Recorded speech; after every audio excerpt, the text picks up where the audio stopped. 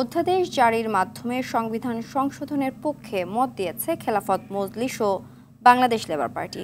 সব পর্যায়ে সরাসরি ভোটের পক্ষে অবস্থান জানিয়ে আগামী নির্বাচনে আওয়ামী লীগের প্রতিদ্বন্দ্বিতার সুযোগ নেই বলে জানায় খেলাফত মজলিস। আর প্রাদেশিক ব্যবস্থা চায় না লেবার পার্টি। জাতীয় ঐক্যমত কমিশনের সঙ্গে বৈঠকে এসব মত তুলে ধরে দল দুটি। অরুণ গফুরের রিপোর্ট। জাতীয় সংসদের এলডি হলে জাতীয় ঐক্যমত কমিশনের সঙ্গে বৈঠকে বসে খেলাফত মজলিস। স্বাগত বক্তব্যে আলোচনার ভিত্তিতে সংস্কার প্রক্রিয়া এগিয়ে যাবার ব্যাপারে আশাবাদ জানান জাতীয় ঐক্যমত কমিশনের সহসভাপতি অধ্যাপক আলী রিয়াজ। রাজনৈতিক দলের সঙ্গে আলোচনা অব্যাহত থাকবে এবং তার মধ্য দিয়ে আমরা এক জায়গায় আসতে পারবো স্বল্পতম সময়ের মধ্যে। সংস্কার কমিশনগুলো দেয়া 166টি প্রস্তাবের মধ্যে খেলাফত মজলিস একমত হয়েছে 140টিতে, 15টিতে আংশিক মত ও 10টিতে ভিন্ন মত জানিয়েছে দলটি।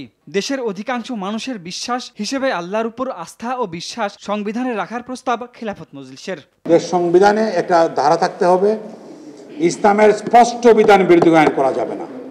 এটা আমরা বলছি সামাজিক ধর্মীয় স্টেবিলিটির একান্ত প্রয়োজন। ফেসিবাদ এবং তার দোসর যারা আগামী নির্বাচনে তারা আসার সুযোগ নাই, তাদের বিরুদ্ধে বিচার করতে হবে। বিচার করার পরে যদি প্রমাণিত হয় যে তাদের কেউ আসতে পারে, তখন দেখা যাবে। এটা এই মুহূর্তে সুযোগ নাই।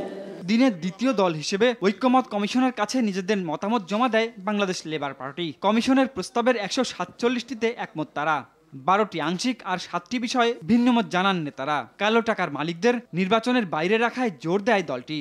আমরা মনে করি যে বাংলাদেশে দ্বিকক্ষ বিশিষ্ট পার্লামেন্টের দরকার আছে।